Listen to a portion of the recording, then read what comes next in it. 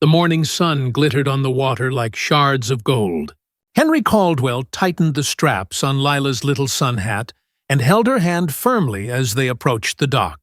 Today was supposed to be special, a moment to breathe after months of hospital visits, chemotherapy, and whispered reassurances from doctors who had told them she was in remission. Today, Henry promised, the world would belong to them, if only for a few hours. He had spent years restoring the Resolute, a 65-foot polished mahogany yacht, the pride of his life and the memory of his late wife. Every coat of varnish, every teak plank, every polished brass fitting had been a labor of love. The yacht was more than a vessel. It was a symbol of family, resilience, and hope. But as Henry's boots thudded against the dock, a sight awaited him that made his heart sink. The deck of the Resolute was swarming with strangers. Caterers were arranging tables, a man in a stained apron was scrubbing the deck with a grimy rag, and folding chairs were stacked haphazardly. In the center of it all stood a woman, Patricia, Patty Wexler, the HOA vice president, her bright red blazer almost glowing against the polished wood, clipboard in hand, barking orders like a drill sergeant on parade. Henry's stomach twisted. "Patty," he said calmly, kneeling slightly to keep his voice gentle for Lila. "This is my yacht. I think there's been a mistake." Patty didn't flinch. Her eyes, sharp and calculating, scanned him as if he were an annoyance in her perfectly orchestrated tableau. "Henry Caldwell, slip 12. No mistake," she said, her voice theatrical. "The Resolute is reserved for the HOA community celebration. It's for board members and their distinguished guests." Lila's small fingers tightened around Henry's. "Grandpa, who are all these people?" she whispered, voice trembling.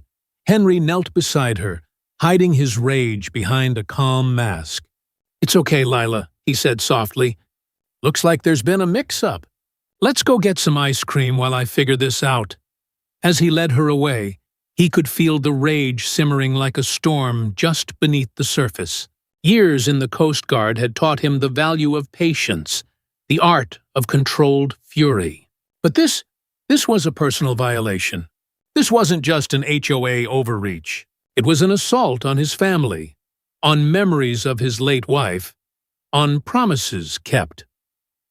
Returning to the dock alone, Henry's eyes scanned the scene. Patty had claimed his private yacht as community property, all under the guise of a board-approved meeting. But Henry knew better. He had built this marina from scratch, dredged the channel himself, and held every deed to the land and slips. The Resolute wasn't theirs to commandeer. For hours he tried to reach someone, the property manager, the HOA president, anyone with authority. But calls went unanswered. The next morning, he finally reached Clara Bennett, the property manager. Her voice was polished, corporate, detached.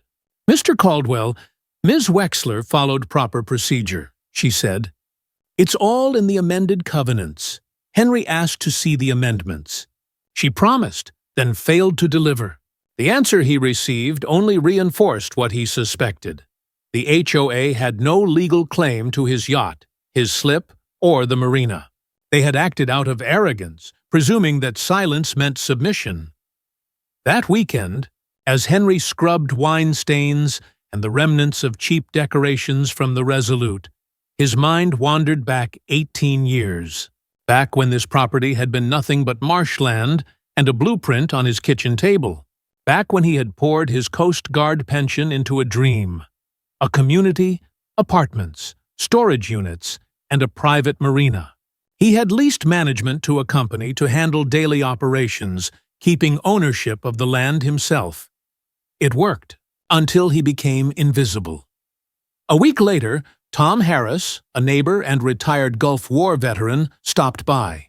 "Henry," he said, nodding toward the marina, "Patty Wexler has been running operations down here almost every weekend. Yoga classes, parties, even telling kids they can't fish. And her security guy," Tom's jaw tightened. "He's a wannabe cop. He's writing bogus citations left and right."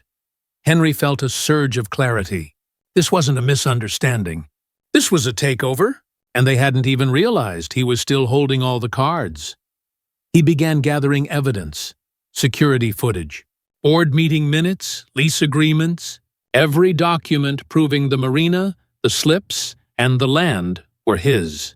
He discovered the fraudulent vote, a single-page PDF, unanimously approved by just 2 people, reclassifying private property as HOA common areas. It was fraud, thinly veiled as bureaucracy. Letters were drafted, citing every breach of the original master lease. Certified mail was sent. Patty reacted predictably. Flyers, blocked emails, and intimidation campaigns. She didn't see a legal notice.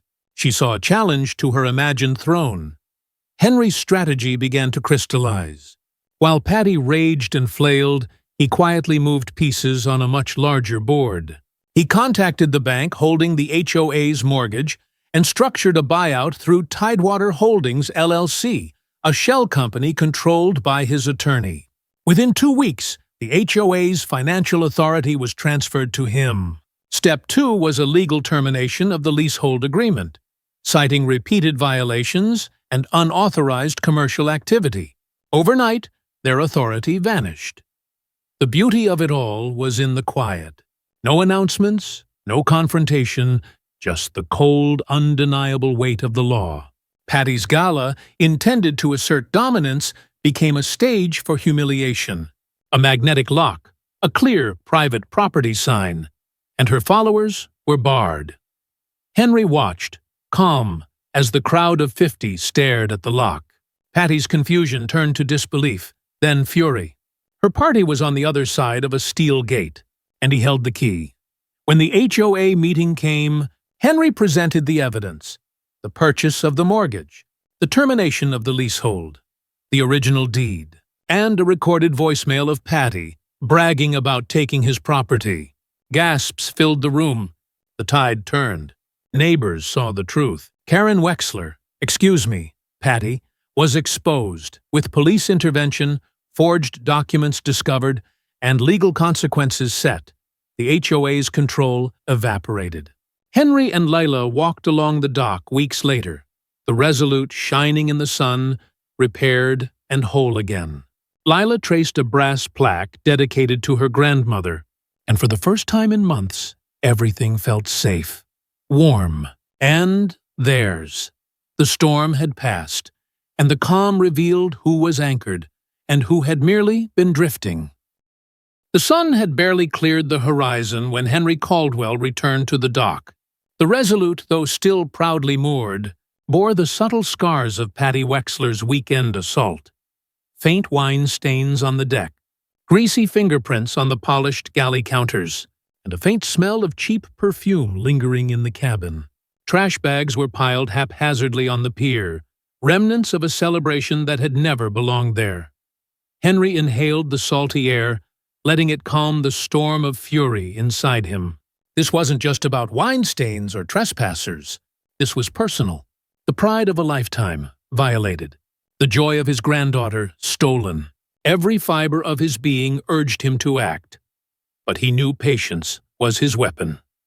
He spent that Sunday meticulously cleaning the yacht, his mind running through every document, every clause, every law that affirmed his ownership. His gaze drifted to the marina, to the plots of land and apartments he had developed 18 years ago.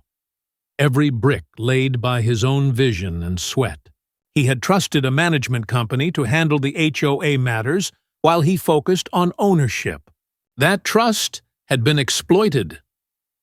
The first hint that Patty's weekend coup was not an isolated incident came from Tom Harris, the neighbor and veteran. He met Henry at the security gate, his expression grim. "Henry," Tom said, nodding toward the marina, "she's been orchestrating something every weekend. Yoga classes, book clubs, even telling kids they can't fish here. And that security guy, Brad Kessler, he's like a wannabe cop, writing citations and intimidating residents. It's systematic." Henry felt a chill. This was not a misunderstanding. It was an organized, hostile takeover. Evidence gathering over the next few days Henry methodically collected proof. He retrieved footage from the marina security cameras he had installed years ago. There it was, in high-resolution color. Patty leading a gaudy Tupperware party on his yacht, instructing caterers like a general, her security volunteer patrolling like a prison guard. Each new video was a blow to the illusion Patty had created. Each clip exposed a calculated abuse of power. Insurance reports followed.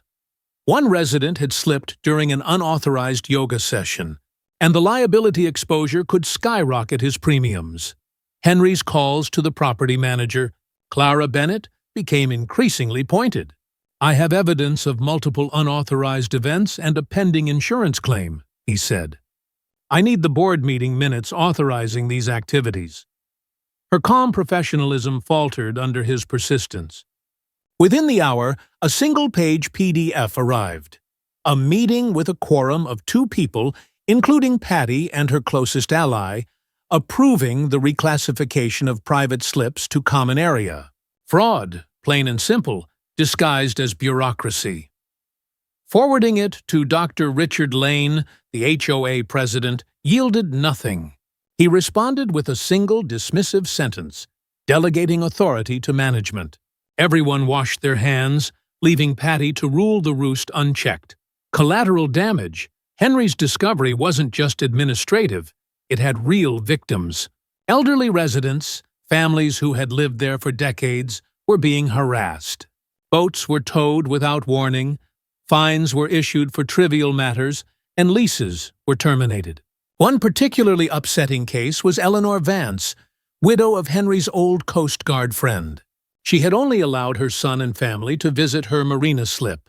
Patty sent a termination letter, forcing her out of her home just to strike at Henry. Driving home in silence, Henry felt the weight of his daughter's advice.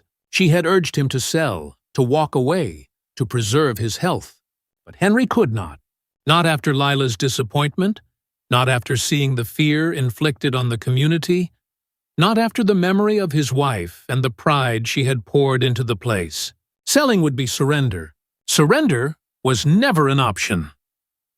Planning the counterattack, Henry opened his fireproof safe that evening. Among the old photographs, medals, and memories lay the documents that would change everything. The original county deed for the marina, and the master lease agreement with the management company. These papers gave him undeniable authority. Patty and her fake board thought they were manipulating rules, but Henry still held the ultimate card. He owned the land. He drafted 3 letters, quoting the master lease, highlighting their breaches, and formally demanding an end to unauthorized activities. Certified mail. Return receipt requested. The legal equivalent of a precision strike. Predictably, Patty reacted by spreading fear. Flyers appeared on bulletin boards warning residents about Henry Caldwell, labeling him a threat. His emails were blocked. Boats were towed. Fear spread like wildfire. But Henry remained silent, letting the law work its course. Strategic financial maneuver. The real breakthrough came from a subtle, quiet move. Henry contacted the bank holding the HOA's master mortgage. Through a shell company, Tidewater Holdings LLC, he acquired the mortgage. Within 2 weeks, the HOA's financial lifeline now flowed to him. He wasn't interested in controlling their operations yet, just dismantling their power quietly and legally. The next step was simple. With the bank's cooperation, Henry's attorney filed a termination of leasehold agreement, citing breaches from unauthorized parties, safety violations, and fraudulent votes. The HOA's authority evaporated overnight. Their covenants, bylaws, and imaginary control over the marina were legally null. Calm before the confrontation, Henry did not celebrate. He observed quietly, noting reactions. Tom Harris and other allies were prepared, ready for the public revelation. Patty, unaware of the magnitude of the changes, panicked. She doubled down, organizing a gala to assert dominance, unaware that the legal landscape had already shifted beneath her feet. The evening of the gala was a study in contradictions. Patty Wexler arrived in a dazzling sequin dress, champagne flute in hand, projecting an aura of power and control. Her entourage of bored loyalists followed, chattering with excitement, all eager to witness her authority in action. Yet beneath the glitter and bravado, Henry Caldwell's silent plan was already in motion. Henry approached the marina quietly, accompanied only by Tom Harris and a professional locksmith, neither making a sound nor drawing attention. They moved with precision, installing a new marine-grade magnetic lock on the main gate, solid, silent, and completely under Henry's control. He affixed a weatherproof sign, "Private property. All access revoked. Trespassers will be prosecuted." As the gala crowd approached, Patty pushed against the locked gate with increasing force. Her confidence faltered as the magnetic lock held firm. Confusion rippled through the assembled residents. She read the sign, her face blanching from disbelief to fury. Her meticulously orchestrated gala was now trapped outside the very property she had attempted to dominate. Public confrontation at the HOA meeting. The next day, Patty convened an emergency HOA meeting, determined to assert control and spin a narrative of corporate takeover. The tension in the room was palpable. Residents who had been intimidated for months now watched with wary curiosity. A local reporter took notes, sensing the unfolding drama. Henry rose calmly, folder in hand. "My name is Henry Caldwell," he began. "I am not an outside agitator. I am the person who built this community. Today, I will show you the truth." He presented 3 key documents: a cashier's check proving Tidewater Holdings LLC, a company he controlled, had purchased the HOA's master mortgage, a legally filed termination of leasehold agreement, nullifying the HOA's authority due to multiple breaches and fraudulent activity, the original county deed proving that the marina and its slips had always been his private property. The room erupted in gasps as residents realized the magnitude of the deception. Patty's smug demeanor crumbled. Witnesses like Bill Anderson, the Marine veteran, and families affected by unauthorized towing and lease terminations voiced their outrage. Voices merged into a chorus of condemnation. "Thief! Liar! Step down!" Henry also played a voicemail of Patty's own voice, boasting about taking control of the marina. Silence fell, the weight of her hypocrisy undeniable. Legal and personal victory. Patty's final attempts at resistance were desperate and pathetic. She tried to forge documents granting herself unrestricted access and even attempted sabotage at the docks. Security cameras, installed by Henry's ally Tom Harris, captured her actions in high definition. Police were called, and she was arrested for trespassing and attempted property destruction. The HOA quickly collapsed. Remaining board members, shamed and frightened, suspended all activities pending a full financial audit. The management company formally terminated its contract due to gross negligence. Henry filed a civil suit against Patty personally, seeking restitution for damages to the resolute and emotional distress caused to his granddaughter. The court ruled decisively in his favor, ordering full restitution and issuing a permanent restraining order. Her property was eventually listed for sale. Restoration and community rebuilding. With the HOA neutralized, Henry focused on rebuilding trust and community. He called a gathering of residents, proposing a co-op model, democratically managed, transparent, and resident-led.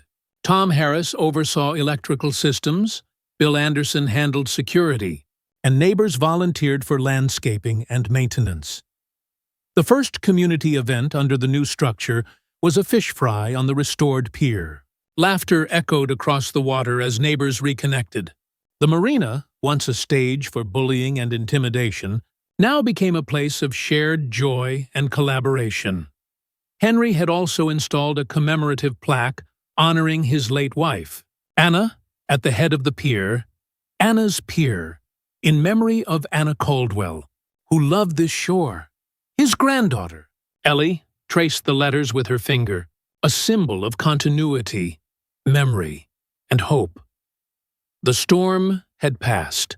With the HOA dismantled, Patty held accountable, and the community restored, Henry finally felt a sense of profound peace. He had protected his legacy, his granddaughter, and the residents who trusted him. The Resolute gleamed in the sunlight, a testament to endurance, strategy, and justice.